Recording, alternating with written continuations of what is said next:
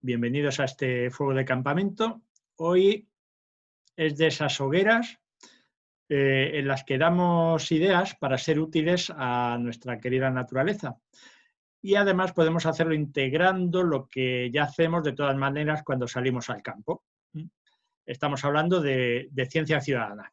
Es ese tipo de emprendimientos que permite poner al alcance de todos la oportunidad de hacer aportes a los descubrimientos científicos o, por ejemplo, a las soluciones de los problemas al medio ambiente. Hoy pues, se va a hacer referencia a especies invasoras, por ejemplo. De algún modo sentiremos la emoción de la exploración dentro de una gran red. En el anterior fuego de campamento recuerdo que alguien preguntó si había inteligencia más allá del ámbito académico. Yo creo que sí, y aquí tenemos en esta charla el puente entre ese mundo y el ciudadano a pie. Y lo más bonito es que se puede hacer en un ambiente de colaboración entre miles de personas. El relato de hoy nos lo va a ofrecer una persona muy comprometida con este asunto desde hace unos años, Diego Gil Tapetado, y para presentarle pido que se manifieste a mi amigo Antonio Ordóñez, al que recuerdo desde sus primeros pasos con Insectarium virtual, más adelante Biodiversidad Virtual y otras web que se han convertido en una verdadera referencia en este tipo de labores. Así que, Antonio, manifiéstate. También digo que él es el que va a recoger las preguntas y comentarios en el chat, ya os lo aviso de paso. Y nada, Antonio, ¿qué tal estás? Muy buenas tardes a todos. Gracias, Juan, por este fuego que nos calienta. Te voy a pasar el palo. ¿Tienes tú algo? Perfecto, sí, tengo algo. Pues venga, porque esto es ritual y esto hay que hacerlo. Así que adelante, toma. Bueno, pues el palo de la palabra se ha convertido en unos viejos prismáticos de mi papá, ya falleció hace muchos años, pero con ellos empecé a observar la naturaleza ya por los años 70, que ya tengo unos añitos, y peino canas en el embalse de Santillana, viendo aves acuáticas con la CODA, Coordinadora de la Defensa de las Aves, o sea, antes que la SEO. O coetáneo a la SEO. Entonces, bueno, pues este es el objeto, el fetiche de hoy que vas a traspasar después, muy bien. Y se lo voy a traspasar a nuestro relator, que voy a presentar de manera muy breve. Adelante. Diego es un joven científico que, lleno de entusiasmo y de generosidad, pues ha aterrizado en la ciencia ciudadana, estableciendo puentes con el mundo académico. Es un doctorando, con lo cual es una persona que sabe muy bien de lo que está hablando, y nos ha metido en la magia de la biogeografía, de los mapas, a los naturalistas entusiastas de las plataformas, en este caso de Biodiversidad Virtual, o de todas ellas, porque están todas de alguna manera interconectadas, ¿no? Como filosofía de participación. Y le voy a pasar la palabra porque para mí pues, es el ejemplo de resiliencia que hay en estos momentos, un joven en unos momentos muy complicados de trabajo, pero está lleno de entusiasmo y bueno, esperemos que seamos capaces de retener este talento y no se nos tenga que ir, como muchos compañeros suyos, a otro país a investigar. Esperemos que no. Espero que no. Bueno, pues yo paso a Diego este objeto y que le paso la palabra para él. Tendrá que aparecer. Ahí está Diego. Sí, ahí está. Todo tuyo. Pasa. Ahí va. Vale. Lo tengo por aquí, ¿vale? Se ha convertido los prismáticos en una Gaia, ¿vale? Que es lo que estudio yo. Digamos, el organismo fetiche, por así decirlo, que estudio en mi tesis. Aquí atrás tengo un montón de agallas, ¿no? Un fondo hecho con un montón de estas estructuras tan curiosas, tan curiosas, tan singulares, ¿no? Vegetales que son producidas por diferentes tipos de organismos, entre ellas los artrópodos, y en concreto las avispas de las agallas, los cinípidos, hacen un montón de estas estructuras diferentes. Bueno, bienvenidos a todos, muchas gracias por venir. Ya vemos que somos casi 40 personas, wow, es increíble. Como ya ha dicho Juan, la idea de este fuego de campamento, mi historia, es contaros un poquito cómo se podrían conectar ambos mundos, ¿no? El mundo académico con el mundo ciudadano, que parece que muchas veces son dos mundos totalmente diferentes. Y al contrario, esos mundos están muy conectados y deberían estar aún más conectados todavía. Voy a pasar a la presentación de la pantalla que he hecho aquí. Se ve, ¿verdad? Bueno, como ya ha dicho Antonio también, soy doctorando de la Universidad Complutense de Madrid. Bueno, estoy acabando la tesis, por así decirlo, y encontré esta asociación, Fotografía y Biodiversidad, que tiene la plataforma de BV, Biodiversidad Virtual, que desde el principio yo me enamoré de ella porque dije, es que esto, ¿cómo es posible, ¿no? que pueden existir tantísimos datos y hechos cogidos simplemente de la pasión de la gente a través de la naturaleza? Va por el campo o por la calle, ve un insecto o un organismo, cualquier cosa, le hace una foto y eso contribuye a que haya progreso dentro de la ciencia, ¿no? La ciencia ciudadana tiene muchas ramas, ¿vale? Y nosotros vamos a hablar en este juego de una de esas ramas. En concreto, a ver si pasa. Sí, de la biodiversidad, ¿vale? La biodiversidad es esa idea de todas las diversidades de organismos vivos, ¿vale? Todas esas medidas que pueden servir para contabilizar tanto número de especies, riqueza de especies, cuántos taxones tenemos, etcétera, etcétera, ¿no? Y la idea que tenemos en la cabeza es que casi todo el mundo ya está bastante cubierto, ¿no? Eso de que, bueno, es que no queda ni una sola zona donde el ser humano no ha puesto el pie, muchas veces parece que nos eche un poco para atrás, de ya está todo descubierto, pero para nada, ¿vale? Si consideramos el número de especies descritas, ¿vale? Ese círculo interior más clarito, con el círculo exterior, que sería el número de especies predichas, ¿no? El número de especies que debería de haber, vemos que hay muchos grupos que sí que es verdad que ya está bastante explorado, por ejemplo, en mamíferos y en aves, pues ya casi todas las especies están descubiertas, ¿no? No va a haber nuevas especies que descubrir, y seguramente ese porcentaje que nos falta por descubrir sean especies de tipo, bueno, he hecho un estudio de ADN y me he dado cuenta que esta especie es diferente a esta por tal cosa, ¿no? Pero en cambio, si consideramos los hexápodos, ¿vale? Los insectos, ¿vale? Los bichos, bueno, voy a hablar un poquito distendido porque merece hablar distendido. Fijaos, ¿no? Solamente se han descrito el 20% de las especies. Desde que Linneo empezó a poner nombres a las especies allá por 1758, ¿no? Cuando hizo la 10ª edición del Sistema Natura y todo eso, hasta ahora se ha descrito solamente el 20% de lo que se piensa que hay. ¿Esto qué quiere decir? Que hasta dentro de 1500 años no se describirán todas las especies de insectos. O sea, que queda mucho por hacer, mucho, mucho por hacer. Y por eso este grupo, que es el más diverso del planeta y el que aún falta por describir muchísimas especies, es el grupo en el que vamos a tratar, porque realmente falta muchísimo por hacer en este grupo. Como falta mucho por hacer en este grupo, hay muchos déficits de conocimiento, ¿no? Mucha falta de conocimiento respecto a este grupo. Hay muchas cosas que aún nos quedan por saber, ¿no? Una de ellas es cuántas especies hay, ¿no? ¿Qué número de especies nos quedan por describir?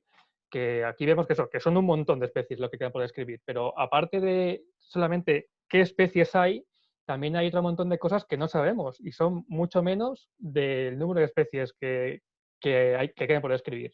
Por ejemplo, cuál es la ecología de esas especies, es decir, qué requerimientos necesitan las especies para vivir, bueno, qué les hace falta para vivir, cuál es su fisiología, etcétera, etcétera. Y uno de ellos, de los déficits más importantes que vamos a tratar, es este, ¿no? El de la distribución de especies. ¿Dónde se encuentran estas especies a lo largo del mundo, ¿no? Es algo que muchas veces desconocemos, porque si aún no sabemos cuántas especies hay, menos sabemos dónde están exactamente, ¿no? Y la disciplina que se encarga de resolver esta pregunta, ¿no? ¿De dónde están las especies? Es la biogeografía. La biogeografía se encarga también de otra serie de cosas, ¿vale? Como por ejemplo los procesos que dicen cómo se distribuyen las especies, pero digamos que la pregunta principal de la biogeografía es ¿dónde están las especies en el planeta Tierra? Y es que también ocurre una cosa, y es que aparte de que nos falta mucho conocimiento, la biogeografía está en crisis y cada vez aún tiene una crisis mayor. Digamos, la frase más final que recogería esta crisis de la biogeografía es que cuando se acaben los nuevos registros, se acabará el progreso de la biogeografía. Porque cuando se acabe por tener nuevos registros, tenemos que irnos a lo anterior, y a lo anterior, y a lo anterior. Y al final la actualización se acaba. y esas distribuciones que podríamos describir de las especies, es posible que no se ajusten a las distribuciones que tenemos ahora, ¿vale?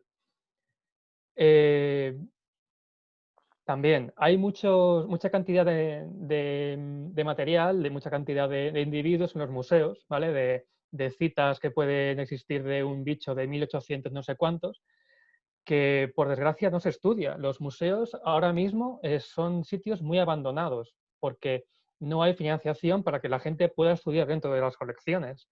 Es bastante triste, ¿no?, que todos esos individuos recolectados desde hace cientos de años se queden ahí y no vayan a servirnos para saber dónde estaba distribuida esa especie. Y aparte, hay otro problema, es que ya no se puede meter nuevo material en los museos, porque los museos están llenos de cosas. También otro problema que hay es que falta financiación para el estudio de las distribuciones. Cada vez los proyectos de investigación son más competitivos, ¿vale? Y al ser más competitivos piden que los proyectos tengan más condiciones como más modernas, ¿no? Que haga falta un estudio molecular, una filogenia, etcétera, etcétera. ¿Y esto qué quiere decir? Que estudios más básicos se van yendo cada vez más desplazados por esta eterna lucha por querer hacer proyectos súper modernos, súper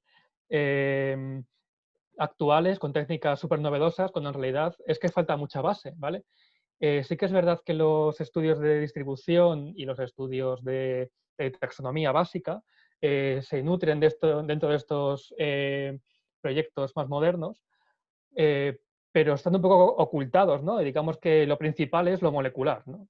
También es un poco triste, ¿no? Y lo que decía antes, ¿no? Si nos vamos quedando sin nuevos registros, habrá que acudir a los registros antiguos. Y esto quiere decir que al final nos quedamos sin actualizar esas distribuciones. Y esto de actualizar las distribuciones tiene otro pequeño problema, ¿no? ¿Qué pasa con las especies que se meten de nuevo? ¿No? ¿Qué pasa con esas especies que no podemos acudir a los museos para estudiar sus distribuciones? ¿No? Teniendo en cuenta que una especie invasora es una especie que se introduce ahora y que luego va a seguir expandiéndose, no hay ninguna forma de ir a un museo y saber cuál es su distribución, ¿no? Entonces, ¿qué soluciones hay para esto, no? Bueno, pues la primera idea que se nos puede entrar por la cabeza es que se incrementen esos presupuestos para proyectos más básicos de biogeografía, de distribuciones de especies.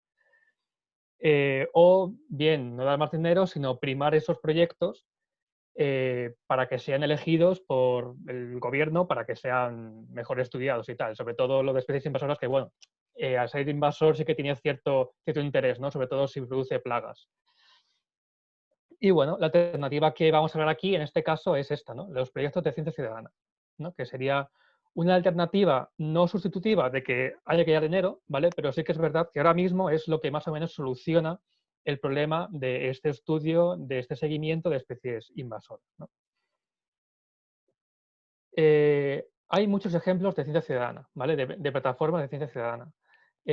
No voy a detenerme en hablar de todas, pero bueno, os pongo unos cuantos ejemplos de diferentes proyectos, plataformas que hacen este tipo de estudios, ¿no? De gente que se anima con su cámara o su observación a coger datos de fauna y de flora y subirlos y que se junten en una base de datos para que todo el mundo lo podamos aprovechar de forma gratuita y de forma interesante, ¿no? Tenemos un proyecto muy interesante, por ejemplo, Mosquito Alert, ¿no? Que va más allá. Un Mosquito Alert da distribuciones de mosquitos que pueden ser vectores de enfermedades en salud pública, ¿no? Que es importante en ese tipo de proyectos. Y luego sí que me quería detener en dos plataformas, ¿no? En Ibercivis, que es una fundación que coordinaría toda esta serie de proyectos de ciencia ciudadana y digamos que se preocupa por ellos para que tengan visibilidad y puedan desarrollarse de forma efectiva. Y otra plataforma muy importante es GBIF, ¿vale? GBIF es un organismo internacional, una plataforma internacional que es un repositorio de datos en el cual todos los datos georreferenciados y datados deberían subir ahí para tener una especie de compendio de presencias para hacer distribuciones de flora y fauna en todo el mundo. ¿Vale? Y bueno, yo voy a hablar de biodiversidad virtual. Es una plataforma online, gratuita, de libre acceso, de fotografía georreferenciada y datada, de biodiversidad y fenómenos naturales, ¿vale? También tenemos etnografía, tenemos otra serie de, de, de cosas interesantes desde el punto de vista biogeográfico. Tenemos un código ético de fotografía en la naturaleza, ¿no? El individuo debe estar en su zona natural y sin ser molestado, ¿no? Porque queremos que tengan... También las fotos salen mucho más bonitas y si sale el organismo simplemente sin tocar. Y tenemos acuerdos con GBIF, ¿vale? Vamos exportando poquito a poquito, pero bueno, es que son un volumen ingente de datos y poco a poco, también me encargo yo, vamos subiéndolo poco a poco, pero así a lo largo de estos años esperemos que se vayan subiendo todos nuestros datos, que ya veremos cuántos son, ¿no? Y bueno, también es que BV lleva 11 años trabajando, ¿no? Digamos, desde 2009, 2010, ¿no? Trabajando toda esta serie de registros referenciados, y de hecho el año pasado fue nuestro 10º aniversario de la plataforma. También, ¿cómo sería la pinta que tiene BV, ¿no? Bueno, aquí veríamos la página principal con las diferentes galerías. Estas serían todas las galerías que tenemos, desde invertebrados a flora, hongos, aves, herpetos, mamíferos, peces y algas, geología, impactos, etnografía, mundo microscópico con fotografías de células y fenómenos atmosféricos, también nubes extrañas y tal, porque luego es un repositorio de imágenes, además de solamente ser, no solamente, aparte de ser un montón de registros, también son fotografías para ilustrar, ¿vale? También es algo bastante importante. Y bueno, destaco esta captura de pantalla de la galería de invertebrados de ayer, ¿vale? Y resalto que ayer, fue el 11-12 de noviembre, se subieron unas 300 fotografías, ¿vale? Tened en cuenta que es un noviembre dentro de la pandemia, ¿no? Que tenemos registros de días de verano que se han llegado a subir 1.000, 1.500 fotografías en un solo día. Fijaos cuánto pueden subir la cantidad de registros georreferenciados, la cantidad de información que puede haber en un solo día. Y bueno, aquí veríamos una imagen de cómo quedaría, es una foto mía de una Parnassus Apollo, ¿vale? Me acuerdo que quedé con un colega para hacer su trabajo de fin de máster allá por Miraflores, y vi una cosa blanca volando y dije, esta es la mía, tengo que ir a por ella a fotografiarla. Me tiré casi una hora hasta que se posó y ahí me tiré al suelo y fotito que te canto. Bueno, pues esto que es una experiencia mía, hay millones de experiencias de estas dentro de BV y de otras plataformas de ciencia ciudadana. Bueno, y esto sería las cosas que sacamos a través de BV, ¿no? Esto sería las cuadrículas, ¿no? Con los registros de mariposas diurnas. Tendríamos unas 123.000 datos. Bueno, estos ya es de hace 2 años, tendremos más datos, que recopilamos de mariposas diurnas, ¿vale? Las maripositas que tienen antenas, perdón, mazas en las antenas, ¿vale? Las típicas que vemos por el día. Las recopilamos para subirlas a GBIF, ¿vale? Para que todo el mundo pudiese disfrutar de estos datos de forma pública y con un clic, básicamente. También dentro de BV hacemos investigación, ¿no? Como las que hablaremos más tarde. Esto es un seguimiento de una especie, pensamos que son más de una especie, que empezamos hace unos años. Nos fijamos en las distribuciones que había dentro de GBIF de este escarabajito, de Heliotarus ruficolis, que si viésemos los datos que hay en GBIF pensaríamos que es casi un endemismo valenciano, pero al ver los datos que tiene la plataforma nos damos cuenta que todos los puntos están en buena parte de la península, excepto en el norte y curiosamente en el noreste, ¿no? Es curioso que esta especie no pasa del sistema ibérico. Y esta especie tiene una historia muy graciosa, realmente, yo diría que es graciosa, porque la gente de las mesetas diríamos que esta especie es una cosa súper normal, o sea, súper abundante. Es una especie de común, no, lo siguiente. Y es curioso que en 1/3 de España no existe esa especie, ¿vale? Es como que nadie se ha dado cuenta que esta especie, que es tan común en una parte, es ausente en otra parte diferente. Es como que nadie ha querido estudiarla porque es muy común. Y ya os digo también que cuando hemos empezado a meterle un poquito de mano, nos hemos dado cuenta que, uy, no es una especie, vaya, a lo mejor hay 5 especies dentro, pero como nadie se ha puesto a mirar, ¿vale? A lo mejor sí que hay muchas más dentro de esta cosa llamada Eleutherium ruficollis, ¿no? También, aparte de distribuciones, como las fotos están datadas, también sirve para tener fenologías, es decir, cuánto está activo cuándo vuelan, digamos, las diferentes especies a lo largo del año. Por ejemplo, esta mariposa de aquí, ¿vale? Con el Nymphapanthilus, vemos que tiene como una especie de pico grande en abril, ¿vale? Y hay un mini piquito en julio, ¿vale? Esto quiere decir que esta mariposa es bivoltina, ¿vale? Quiere decir que hay una generación en abril, esa generación pone sus huevos y muere y la siguiente generación sale en julio, por lo tanto tendremos 2 generaciones por año. Mientras que el escarabajito vemos que simplemente tiene una generación y solamente en mayo. En mayo sería su pico máximo, ¿vale? Es curioso, ¿no? Que tampoco se conocía muy bien cuál es la fenología de esa especie que es tan común, hasta que dijimos, bueno, dijo Antonio en algún momento, oye, ¿has visto esto? Y me puse a mirar y dije, coño, pues esto es interesante. ¿Vale? Y esto es una cosa que siempre destaco, ¿vale? Esto es la avispilla del castaño, es la especie que estudio yo en mi tesis, que esto es de un artículo ya publicado, que quise hacer una especie de mapa de la península de dónde está esta especie, ¿no? Bueno, también hice una serie de modelos de dónde podría estar, etcétera, etcétera. Y la cosa es que el punto que se destaca ahí en el norte, ¿no? En este círculo, es un punto que yo lo encontré gracias a una foto de BV, ¿vale? Es una foto de Pasaya, de Parajes, creo que es en castellano, que se encontró, una foto, hizo una persona una foto, yo la encontré en la galería de BV y dije, anda, este foco no lo tengo registrado. Le pedí a mi jefe si podía ir allí a echar un vistazo a la zona y efectivamente esa zona de País Vasco, Navarra y hasta Francia es un foco continuo y seguramente es uno de los focos más, bueno, no sé, no conozco el resto de focos de Europa, pero uno de los focos más grandes sí que debe de ser porque ocupa parte de la península y luego sube todo Francia, ¿no? Atravesando los Pirineos.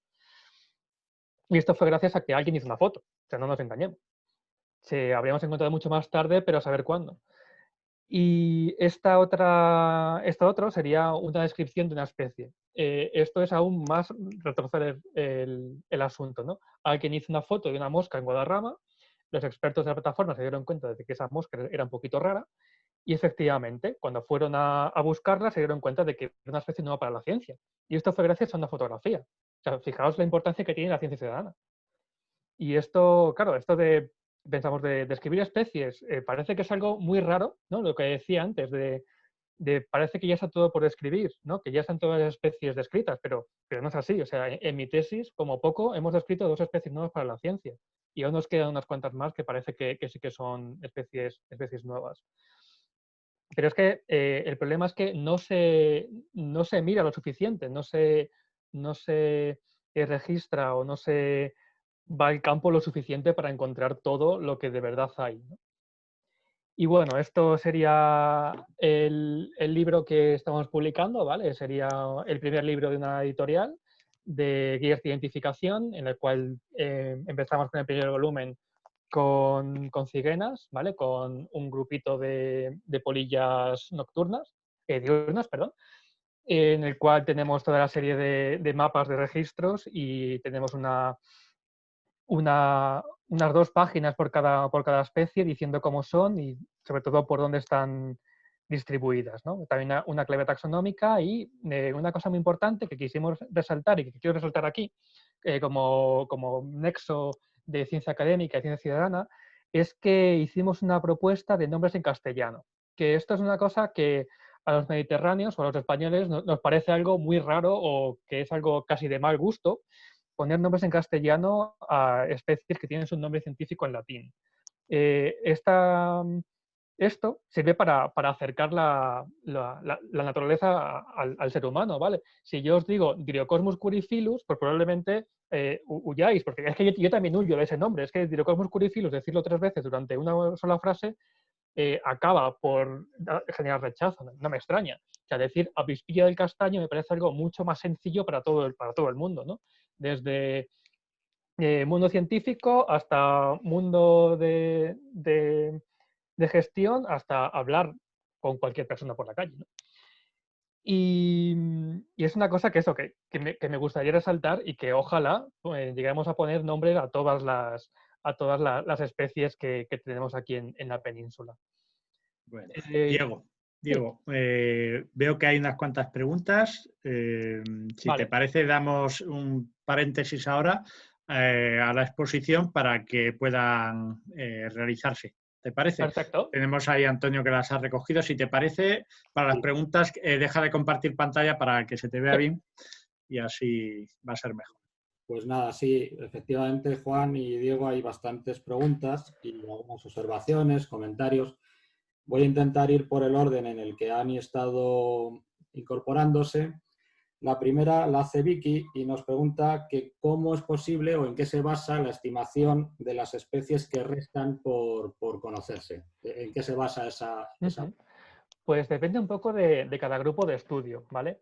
La más famosa de las estimaciones de las especies es una que se hizo con escarabajos.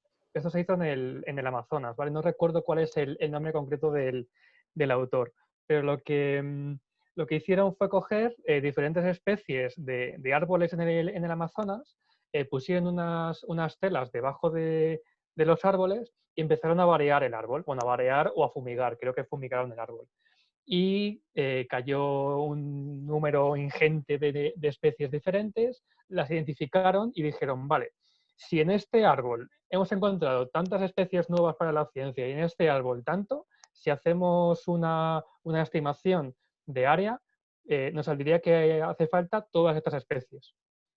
¿Vale? Hay grupos que están mejor estudiados o mejor estimados que otros.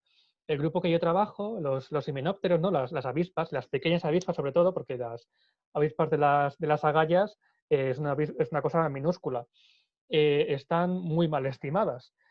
Fijaos que existen avispas del tamaño de amebas, ¿vale? Fijaos la diferencia de estimación que puede haber entre un grupo y otro y que seguramente las estimas eh, cambian, que cambien un montón.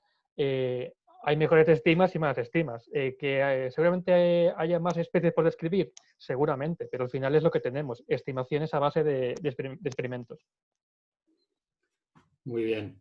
Pues Ramón Sala nos pregunta, ¿qué espacios, redes transversales o formas de voluntariado existen para investigar seriamente como persona particular? Dice si existe alguna forma jurídica de colaboración entre parques naturales o en general. Se refiere a una fórmula y nos pone ejemplo como las agrupaciones de defensa forestal. Pues buena pregunta. No sabría cómo hacerlo a título individual. Por lo general, tanto permisos individuales de captura, por ejemplo, están muy regulados. Y yo creo que lo principal aquí en este caso es asociarse con otra serie de organismos, ¿no? De plataformas de ciencia ciudadana. Creo que sería en este caso lo mejor, ¿no? Agruparse una serie de personas para recoger esa serie de registros biogeográficos. Muy bien. Francisco José Oliva, bueno, más que preguntar, abunda en la respuesta a Vicky. Dice que esa estimación es modelando el número de especies con el hábitat, por poner un ejemplo. Y luego dice también que en los museos hay toneladas de material por estudiar, que se recoge mucho material y luego hablan de los yacimientos. No sé qué relación puede haber aquí los yacimientos con la biodiversidad, pero bueno, dice que de alguna manera pues hay mucho material sin estudiar. Y vuelve a Sí, es que es increíble. O sea, mi tesis doctoral tuvo lugar en el Museo de Ciencias Naturales de Madrid. Y una vez entras ahí, te das cuenta del panorama que hay, ¿no? De incluso que te dicen, jo, es que he entrado en una nueva colección y no tenemos sitio para meterla. Y es que no hay nada para estudiar. O sea, tened en cuenta también que las colecciones de los museos han estado, digamos, en forma material guardadas en cajones, pero es que ahora esos registros deben de informatizarse. Y es que hasta que se informatizan y además se estudien concretamente que estén bien, hace falta mucha gente. Y es que no hay nadie a la que puedan pagar para encargarse de eso. O sea, alguien que sea experto de escarabajos, no existe ninguna figura o ningún contrato que diga, usted va a estudiar escarabajos y ya está. sí que existe alguna, de hecho conozco a alguna persona que ha podido hacer eso, pero son muy limitadas y para nada pueden abarcar toda la diversidad que puede haber dentro de un museo. Muy bien. Luego hay varias intervenciones de varios asistentes, abundando en que efectivamente uno participó en campañas con material que se almacenaba y se quedaba sin poderse estudiar. Después, pues se habla otra vez de yacimientos. Yo creo que aquí de yacimientos con el deterioro de los restos de polen o de semillas en los yacimientos, en las cerámicas que se estudian, creo que no tiene una relación muy estrecha con la ponencia de hoy. Sí, Bueno, yo supongo que son cosas que se van degradando a lo mejor y que sí que se tienen que estudiar en el momento y que si no se estudian ahora, pues mala suerte. Una de las cosas interesantes, por ejemplo, de las colecciones son las técnicas que pueden rescatar ADN de muchos individuos que son de hace mucho tiempo y que si tú tienes un individuo conservado en un museo desde hace muchos años, se puede ir perdiendo esa información que puede tener de hacer alguna cosa con filogenia o con molecular, ¿no? bien, luego Francisco nos vuelve a decir que, bueno, nos recomienda un trabajo que deja aquí descargable para las estimaciones de especies en el planeta. Y siguiendo el orden de intervención, Ramón Sala nos pregunta de nuevo, ¿ofrecen las universidades o institución formación para investigadores no profesionales para que sus datos sean homologables?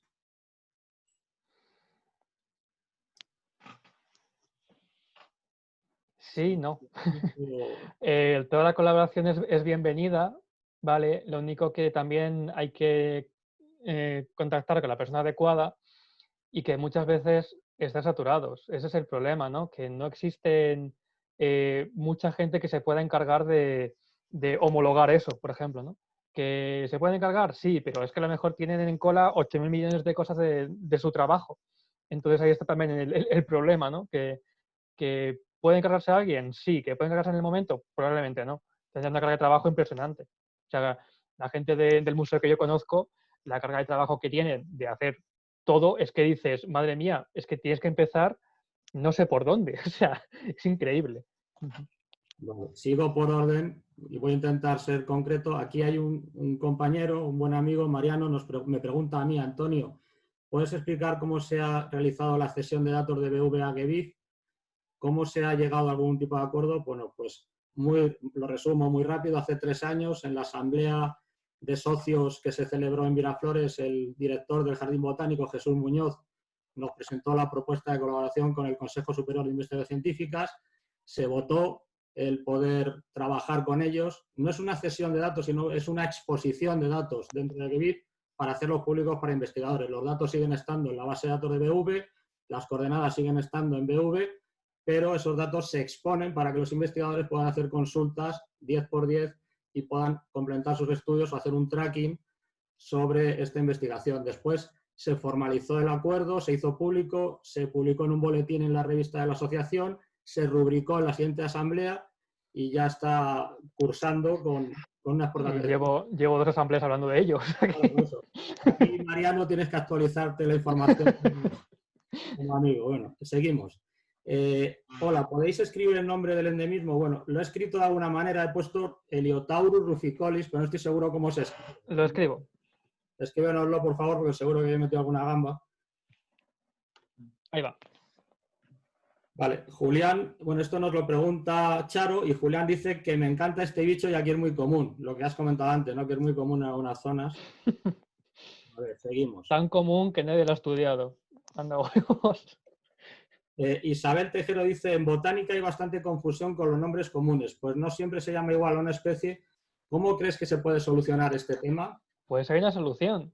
Y yo la encontré a través de nuestros colegas catalanes. Ellos tienen en su RAE, en su Termcat, un registro de nombres comunes de las cosas.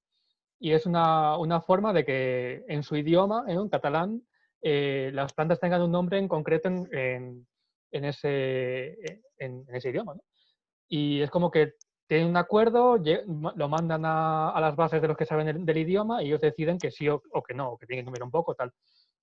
Algo que en castellano no existe, y no sé por qué, la verdad. O sea, ¿por qué la RAE no se puede encargar de estas cosas, ¿no? De decir, vale, pues es que esta planta se puede llamar así. También se puede llamar así, así, así, así, así, pero lo preferible es llamarse así.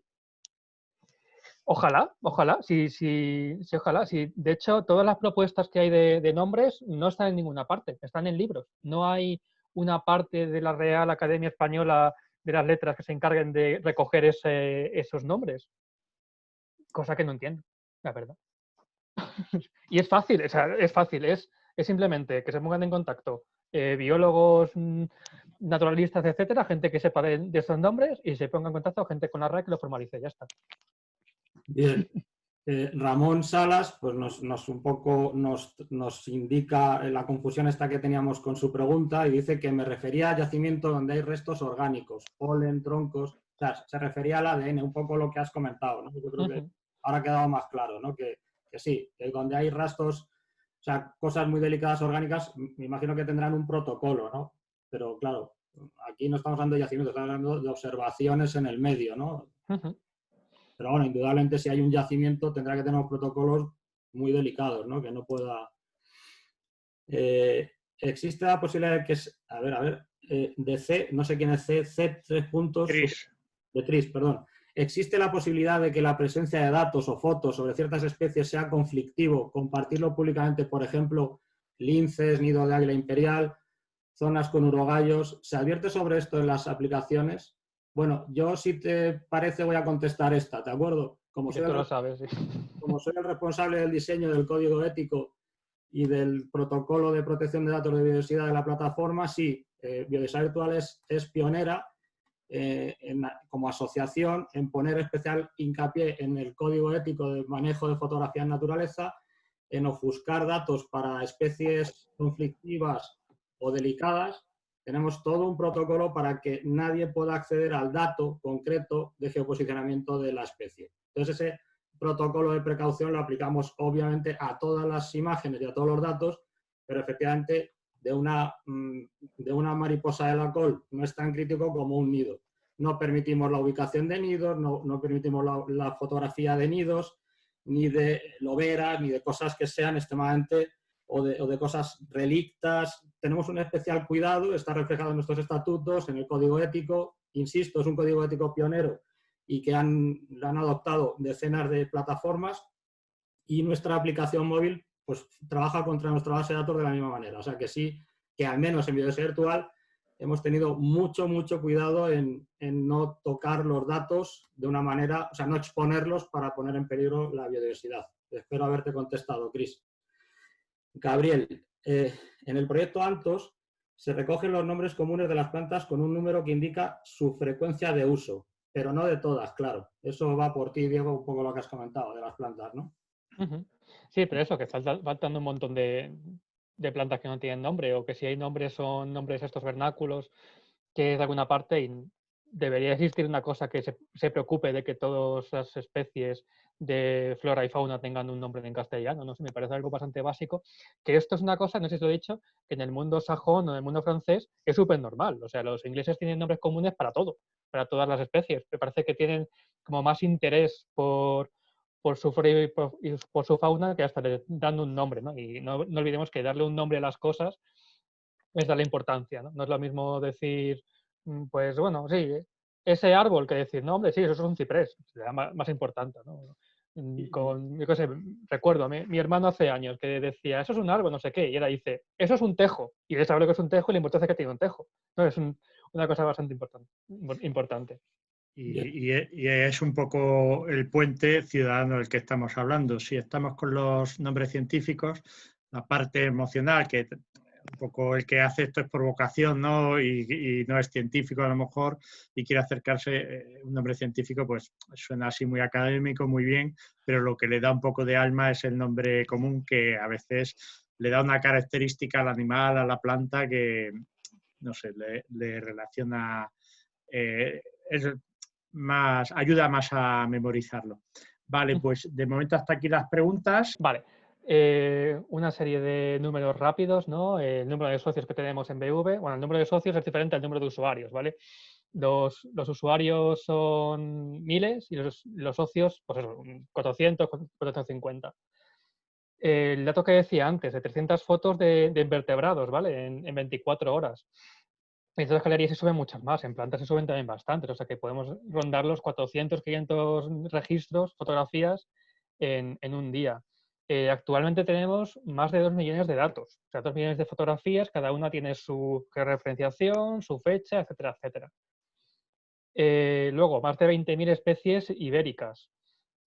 Y importante, ¿no? Estos números han sido solo posibles tras 11 años de trabajo por la interacción entre los usuarios y los expertos de la plataforma. Estos números son solo resultado de la pasión y el entusiasmo de nuestros usuarios, por la labor gratuita de nuestros expertos y se mantienen gracias a nuestros socios.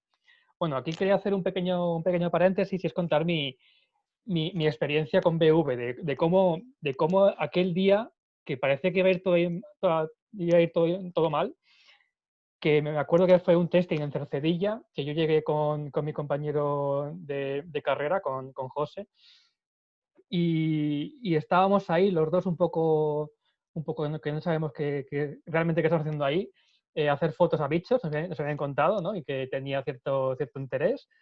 Y me acuerdo que allí conocí a Teresa Genjo, creo que está por aquí, que es mi madrina de BV.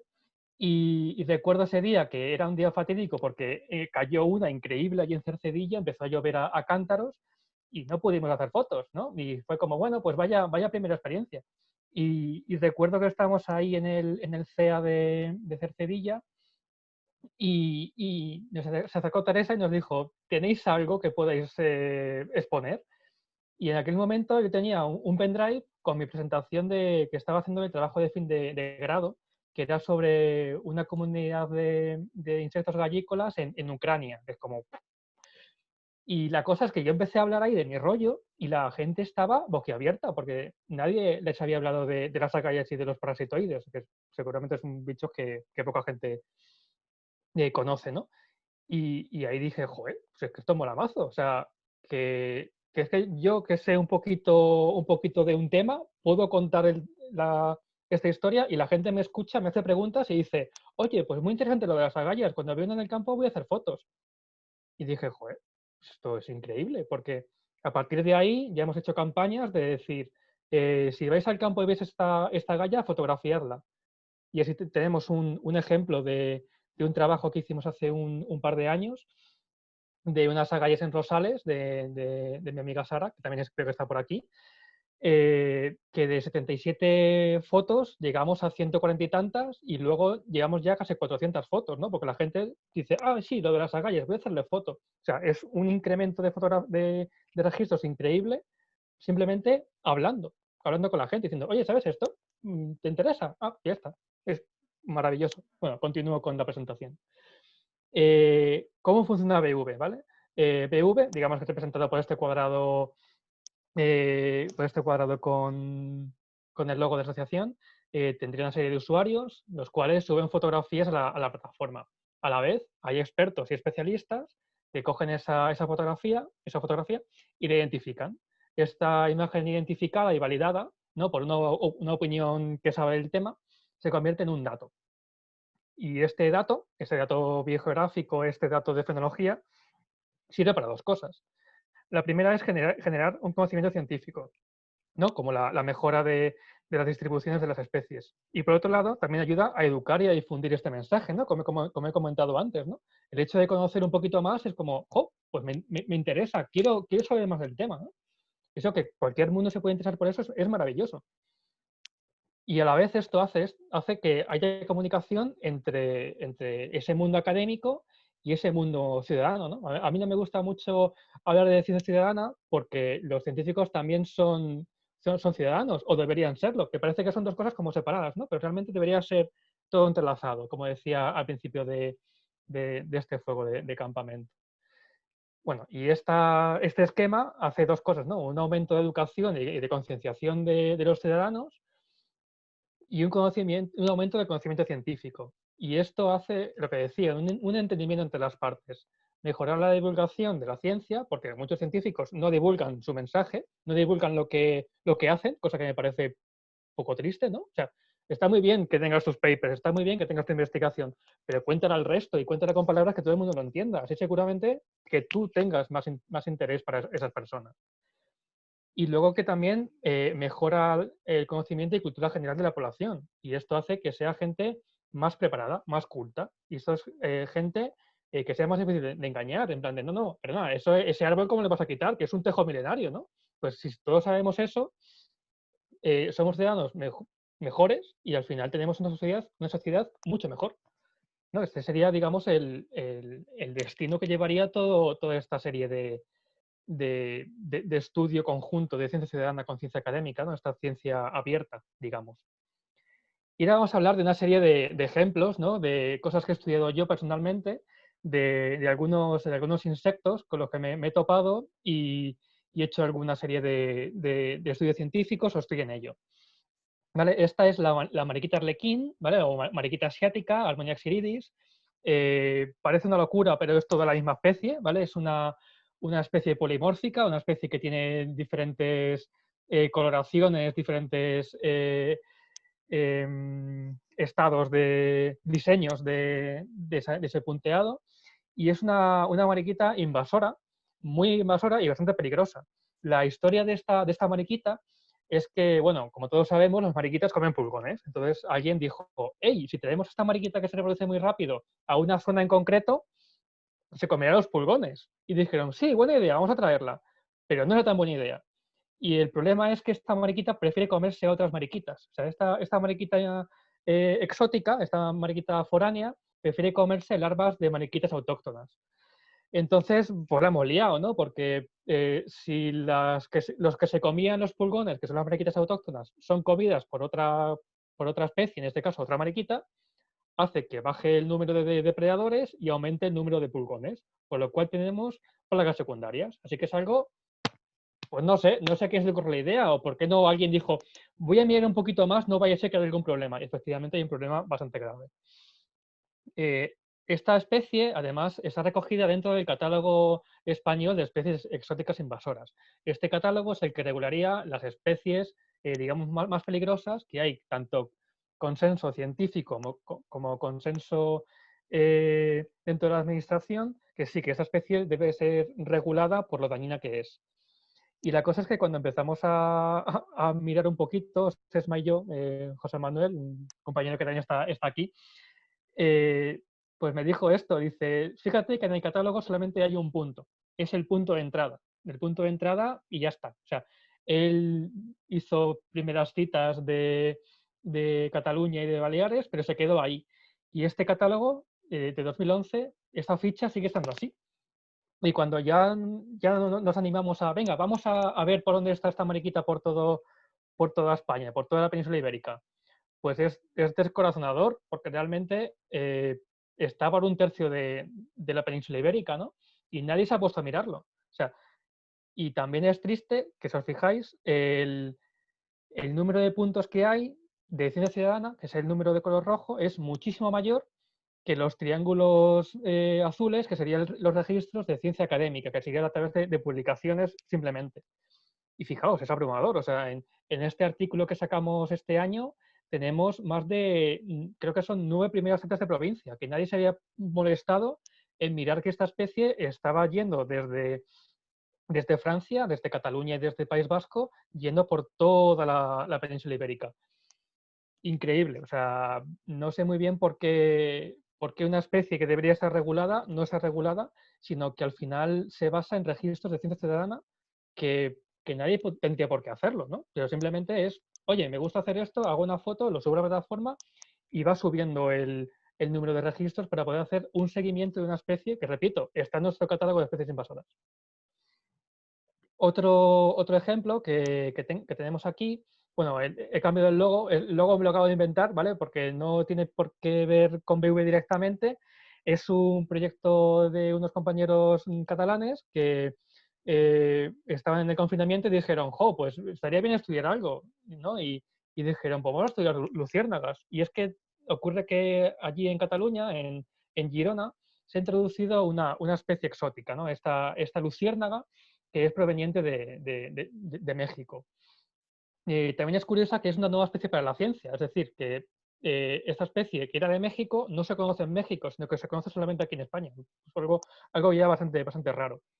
Y la cosa es que esta especie ha llegado al territorio ibérico y ha llegado con fuerza. Fijaos la cantidad de de individuos que pueda haber. Bueno, son fotos de larga exposición, pero realmente hay campos iluminados por miles de luciérnagas que están en todos estos campos, ¿no? Fijaos que incluso parece hasta un coro de Van Gogh, que decía antes mi madre cuando me ha enseñado esta presentación.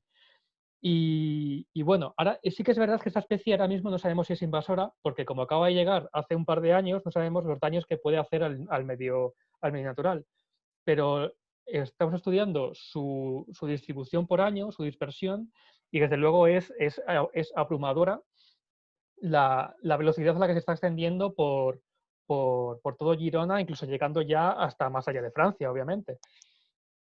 Este otro caso es la avispa alfarera, el Chelifron curvatum, pues Chelifron curvatum, que es esta avispita tan famosa que hace esta serie de nidos, ¿no? tan llamativos. Es una especie de parasitoide que atrapa a sus presas, la mete dentro de los nidos, ahí pone un huevo, los cierra y ahí su larva se alimenta de la presa que le ha dejado mamá. Y la cosa es que es una especie invasora, ¿vale? Y esto fue un trabajo que a ver si ya nos lo aceptan y lo publicamos una vez, que es la distribución de esta especie por toda Europa, ¿vale? Esta especie invasora proviene de la zona de India, quiero recordar, y se introdujo en Europa. Y bueno, aquí tenemos casi en primicia la distribución de puntos que tendría. Y claro, como yo estaba dentro del artículo, yo hice los modelos de distribución y un poco los análisis, pues ya dije, pues voy a meter datos de BV, ¿no? Para complementar el número de registros. Y la sorpresa fue que cuando comparamos todos los datos que había, nos dimos cuenta que para España el 75% de los datos era de BV. El 75% de los datos de esta especie invasora pertenece a una plataforma de ciencia ciudadana, ¿no?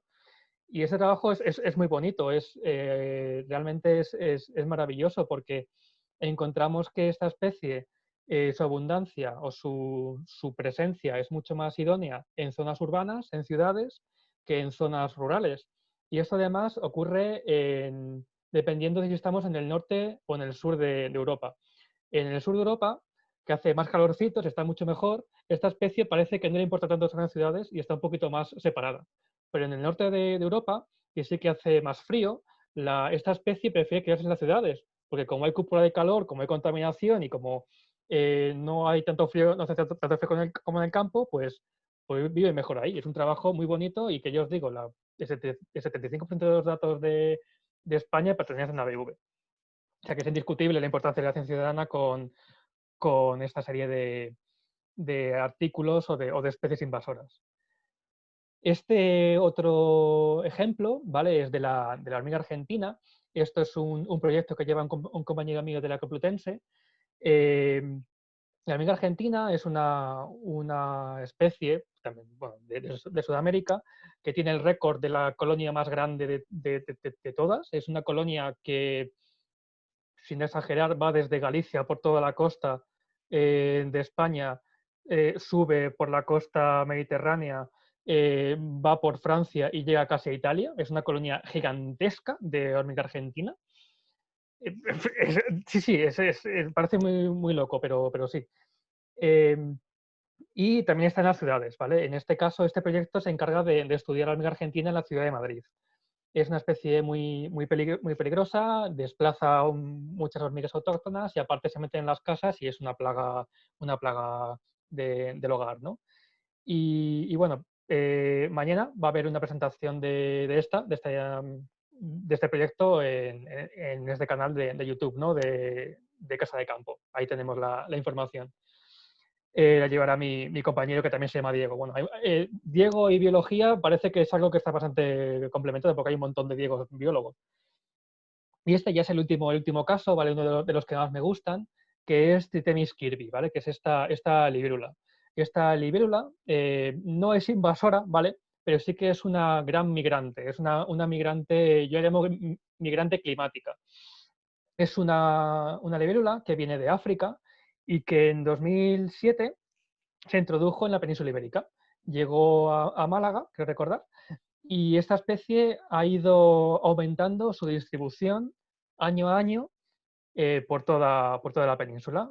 empezó a asentarse en 2010, en 2011 empezó a irse hacia el oeste, luego empezó a irse un poquito más hacia el este en 2013, en 2014 pegó una gran explosión y empezó a dispersarse por todo el Levante español, por toda la costa mediterránea.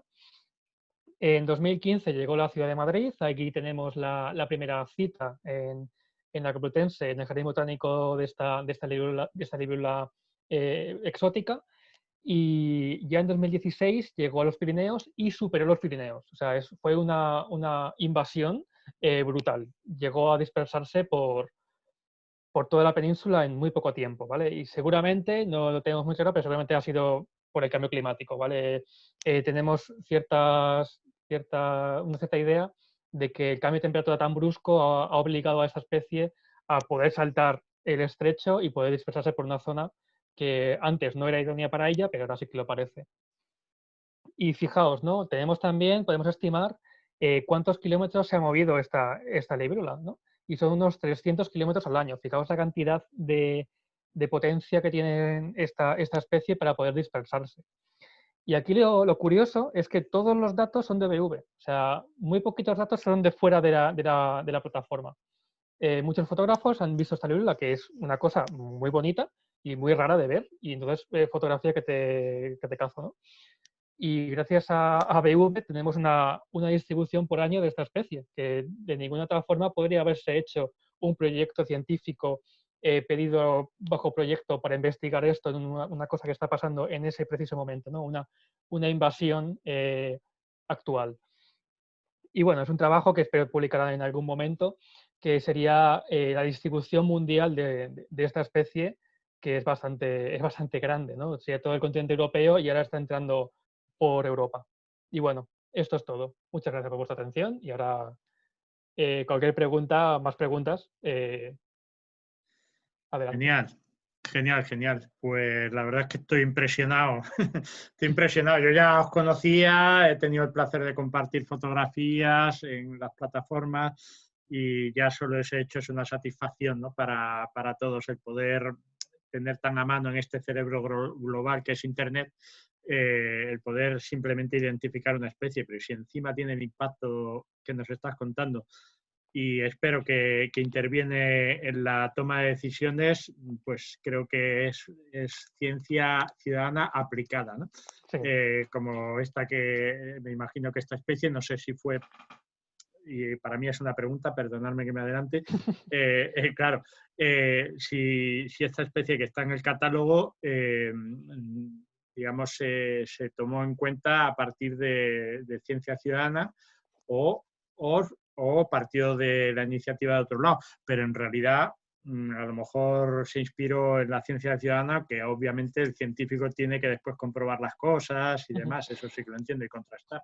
El caso de la Harmonia iridis, de la mariquita arlequín, fue un caso curioso porque ya se declaró invasora casi antes de llegar a la península. Fue como que el resto del mundo estaba dando la alarma y España se adelantó a declararla invasora antes de tener los daños. De hecho, ya os digo, o sea, se conocía un punto solamente de esa especie y hasta ahora no se ha sabido cuál es la distribución real de una especie invasora, ¿no? Que está en el catálogo, que es que puede haber especies que sean foráneas y no sean invasoras, hay especies invasoras que sí que tienen un peligro y luego están las especies invasoras dentro del catálogo, que digamos que ya son como, no hay ninguna duda de que esta especie es peligrosa y hay que hacer algo, ¿no? La especie que estudio yo, la bispida del castaño, está ahora mismo digamos, en esos tribunales administrativos para declararse dentro del catálogo, pero es algo muy lento, es algo muy lento. El trámite empezó el año pasado, en 2019, en noviembre. O sea, ya llevamos casi un año esperando a que por fin se alineen los astros y la burocracia funcione, ¿no? Porque al final también da un poco de pena, ¿no? Que una cosa que todos sabemos que es dañina, ¿no? Tanto a nivel científico como a nivel de gestoría, como a nivel de los ciudadanos, por las burocracias vaya tan sumamente lento hasta que digan, sí, es verdad, es invasora, actuad. Que si encima luego no se actúa, pues no sé. Muy bueno, muy bueno. A ver, Antonio, no quiero robar más tiempo. Lo primero que tengo que decirte, Juan, es que había empezado a anotar en este cuaderno y ya he tenido que tirar el cuaderno porque me está entrando estrés. Una catarata, muy bien. El fuego echa chispas. Mira, a ver. Después de lo de los nombres comunes, pues Chris nos dio las gracias por la aclaración sobre el protocolo de protección de especies. Antonio Robledo nos comenta que Gonzalo Mateo, botánico, está haciendo un trabajo relevante en el sentido de trabajar los nombres comunes, ¿no? Y todo esto. Luego es que ha habido muchísima información, porque hoy, curiosamente, nos están dejando una información muy interesante, además de las preguntas, ¿no? Pero por de alguna manera empezar a trabajar alguna de las preguntas, todas me parecen súper interesantes. Después de los nombres comunes, pues dice Julián Ramos que el nombre común que decís para las especies sería uno en concreto para todos los lugares, ya que sabéis que las especies se llaman de una manera comúnmente distinta en cada sitio, ¿no? Digamos, que solucionaba el nombre científico, pero comenta esto, ¿no? Claro, o sea, el nombre científico arregla eso, ¿no? Que en todas partes de todo el mundo se llama igual. El problema es eso, que dependiendo de cada sitio se llama de una forma diferente. Por ejemplo, el ciervo volante en Galicia tiene como poco 3 nombres, ¿no? Pues como ciervo volante es cornabois y bacalaura, ¿no? Que es en plan de, ¿y cómo le llamamos de las 3, no? Bueno, pues hay que elegir uno, ¿vale?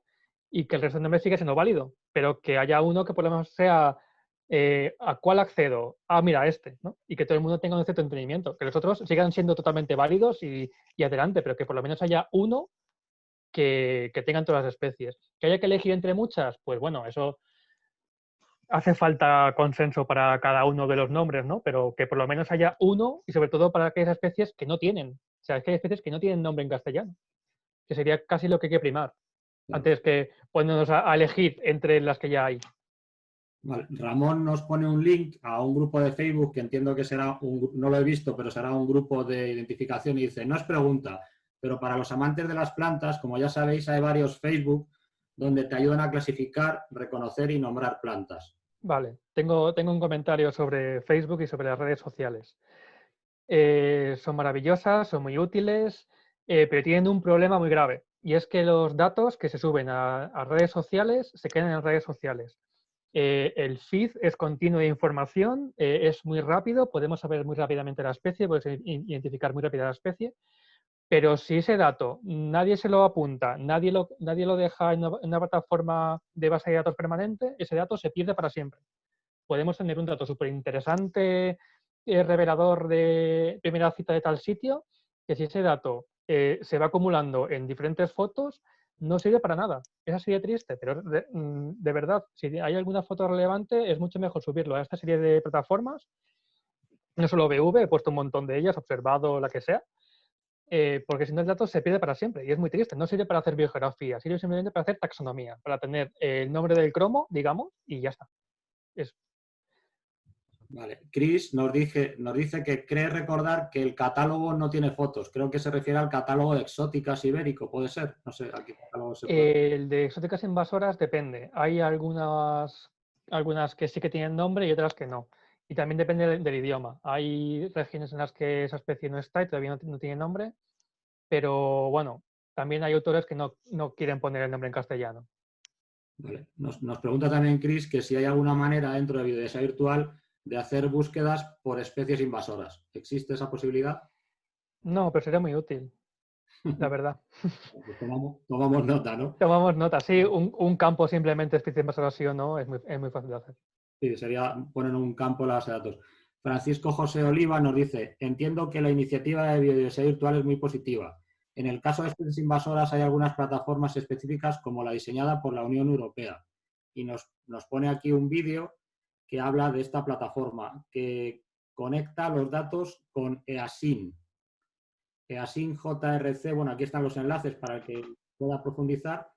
¿Estáis trabajando en la línea de convertir vuestra plataforma en un data partner de EASIN?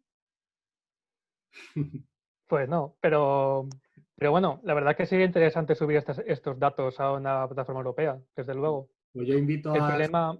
a este compañero, a Francisco, a que nos indique cómo igual que colaboramos con el CSIC, con la Asociación Herpetológica Española, con la Asociación Ibérica Mirmecológica Española, con la Sociedad Ornitológica, con el Museo de Ciencias Naturales, con la Universidad Complutense, con la Universidad Autónoma, pues yo creo que una plataforma ciudadana, su deber su ADN tiene que ser colaborar con las entidades científicas y unir esas observaciones ciudadanas. O sea que... Desde luego, también ocurre una cosa y es que hay tantas plataformas, tantas diferentes entidades, que está todo tan segmentado y disgregado, que tener el conocimiento de todas es muy complicado. Y o te llaman a la puerta y te dicen, oye, somos esto, tal, que te suelen olvidar. También ocurre una cosa y es que muchas veces hay acuerdos abusivos, ¿vale? Hay acuerdos que dicen directamente, danos todos tus datos. ¿Y qué obtienes a cambio? Nada. Es como, bueno, joder, danos al menos un logo que estamos participando con vosotros, ¿no? Que también hace falta muchas veces un entendimiento entre las partes, que muchas veces es como en plan de, no, es que vosotros que sois los ciudadanos tenéis que dar los datos. Como, bueno, sí, pero por lo menos dame un pequeño reconocimiento a la labor que estamos haciendo, ¿no? Sí, yo creo que también está muy metido en la sociedad la guerra de los datos son poder, y claro, justo lo contrario, que es la generosidad de datos, el trabajar altruistamente, a veces es mal entendido y se aprovechan del trabajo de los naturalistas, ¿no?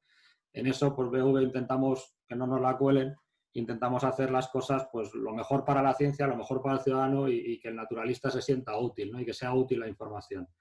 A ver, Gonzalo Mateo, botánico, está haciendo un gran trabajo relevante en el sentido de organizar esos nombres comunes. Nos lo dice Antonio Robledo. Gabriel Sainz nos dice, me encanta el oficio de inventor de palabras y de inventor de nombres de seres vivos. Yo creo que eso también te gusta a ti, Diego. A ver, y tampoco es inventor. Muchas veces es rastrear cómo se llama en otro idioma, muchas veces se basa en rastrear cuál es el significado en latín de esa palabra, que hace referencia, y tirar del hilo, ¿no? O también qué come, dónde está distribuida. La verdad que o sea, mola bastante, sí, pero no es tan fácil como poner, vamos a llamarle libélula roja y ya está. Bueno, pues no es tan fácil, ¿no? Pero bueno, la verdad es que sí que es interesante. Digo porque esto es un no parar. José Pascual nos pone un enlace al código ético y código de trabajo de Biodiversidad Virtual para quien lo quiera conocer. Ramón Sala nos pone un enlace a www.termcat.cat/k, que es otra plataforma, entiendo. Es la RAE catalana, para así entendernos. Muy interesante. También nos dice Miguel Corro que es muy interesante esto que dice Antonio Robledo. Aquí, efectivamente, nos comenta el TERMCAT, puedes enviar una descripción y buscar un nombre oficial. También, si no existe o no existe en catalán, puedes proponer tu solución. Esto lo ha realizado varias veces con la terminología inglesa o nombre procedente de zonas anglófilas. Es un recurso potente y muy colaborativo. Sí. También aprovecha el potencial de miles de especialistas de todos los campos. Nos comenta Claro. el amigo. Sí, toda la razón del mundo. Así que no exista esto en castellano me parece una vergüenza, básicamente. O sea, que los catalanes, digamos que se han puesto las pilas en este aspecto, ¿no? Sí, y muchas cosas también.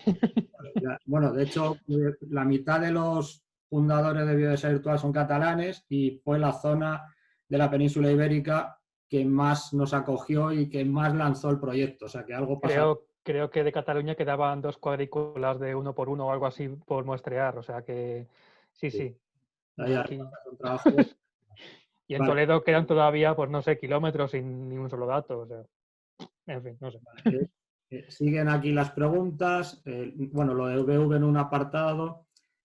Nos pregunta Ramón Sala, ¿crees que si el sistema educativo fuera más proactivo, escuelas, institutos y universidades, todos estos estudios que faltan se harían? Aprender haciendo aprender naturaleza en la naturaleza sería más efectivo. Muy interesante reflexión. Yo creo que sí, no. O sea, por mucho que hagan las universidades, si no tenemos una masa crítica de estudiantes, no se puede. O sea, yo soy muy crítico con mis compañeros porque veo que cada año es que hacen menos, se interesan menos, hay menos interés cada vez por hacer cosas. Si yo recuerdo que cuando empezamos a hacer cosas en la uni, y ya éramos 4 gatos, que empezamos a hacer muestreos sistemáticos de libélulas semanales y tal, y ahora veo que no hay nuevas generaciones que vayan a continuar con eso. No solamente este año, que este año es diferente, pero sí que me di cuenta que no hay interés por hacer estas cosas. Por mucho que las universidades fomenten esto, yo estoy en la Complutense en un grupo que fomenta esto, es que no viene gente. Y tampoco le puedes poner una pistola en la cabeza a la gente. Si la gente prefiere ver el Sálvame o irse a tomarse unos cubatas, y yo también lo hago, pero solamente eso, pues dices, bueno, pues así estamos, no llegaremos a ninguna parte. ¿Que pueden hacer más las universidades y los museos, por ejemplo? Sí, sí pueden hacer, pero es que muchas veces se quedan vacías las propuestas. Bien, nos dice Chris que si se podrá acabar o controlar especies tan difíciles como la hormiga argentina o el caracol manzana. Yo con las invasoras soy muy negativo. Una vez llega una invasora, aquí se queda. Muchas veces pensamos que existen milagros, que existen soluciones fáciles y rápidas y vienen para quedarse, ¿vale? Y las formas de erradicar o disminuir esas especies muchas veces son nefastas, ¿no?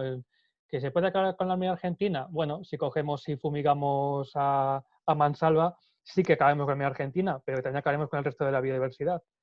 Entonces, no creo que se puedan eliminar tan fácilmente. Ojalá, pero no. O sea, yo trabajo con una especie invasora, ¿no? Con la avispilla del castaño, que tiene un control biológico, otra avispilla, que también viene desde China, se libera, la ataca y digamos que bajaría sus poblaciones. El problema que vemos es que no se asienta igual en todas las partes de España. En Galicia, por ejemplo, su asentamiento es muy bajo y no tiene mucho efecto.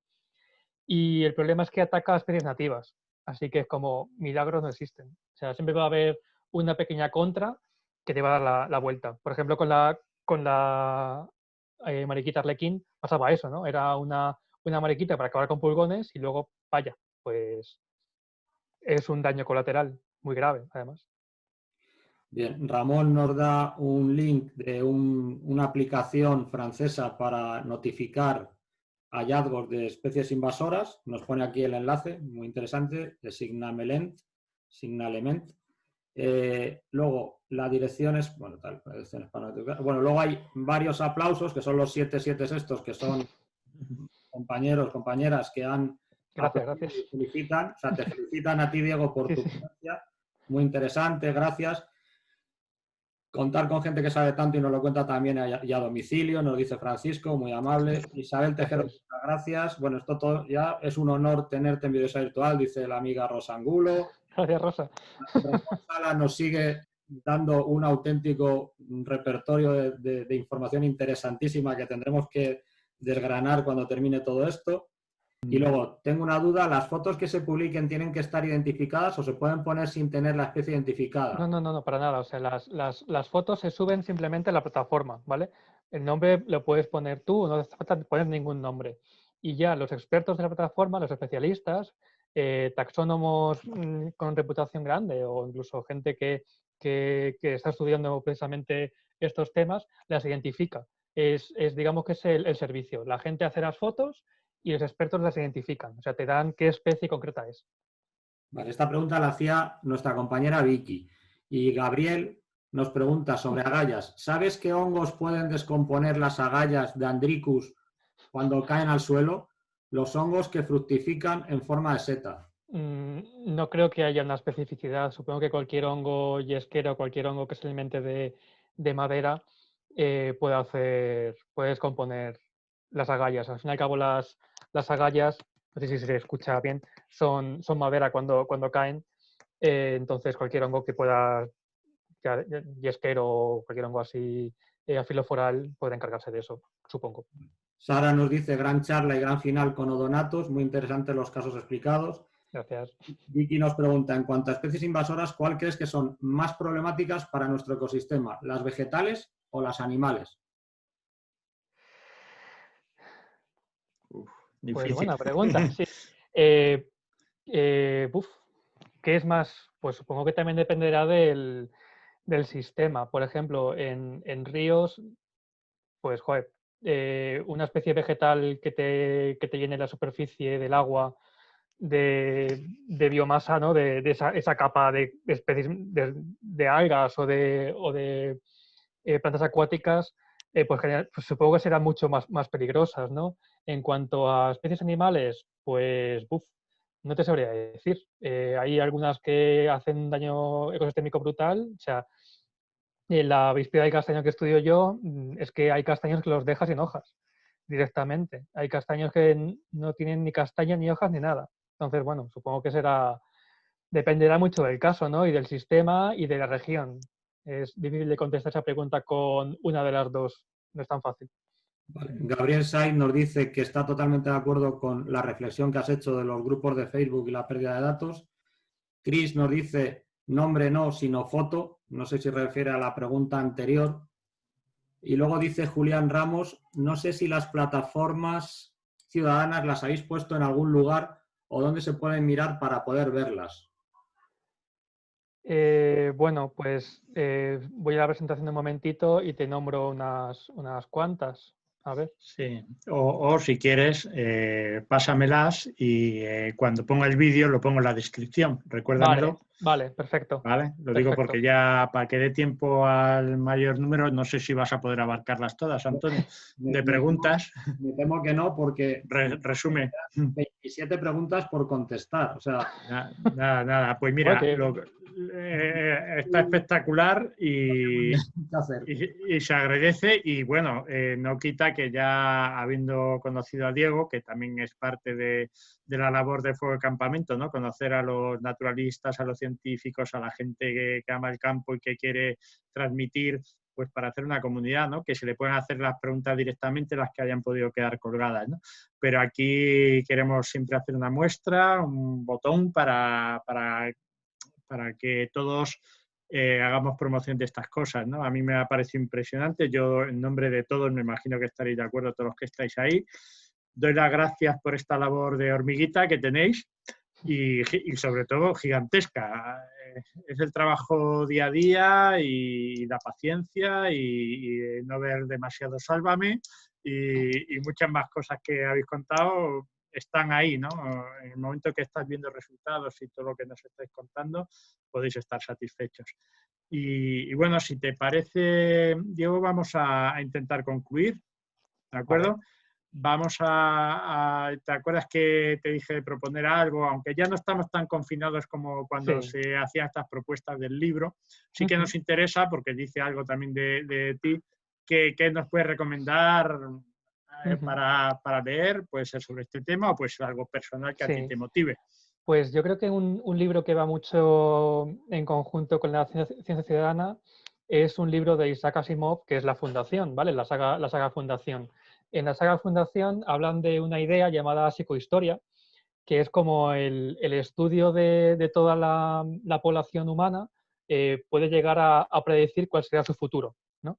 El caso de que una sociedad sea muy encontrada entre ellas, seguramente de un final catastrófico. Una sociedad muy bien preparada dará lugar a un ambiente mucho más aceptable y de progreso para el futuro, ¿no?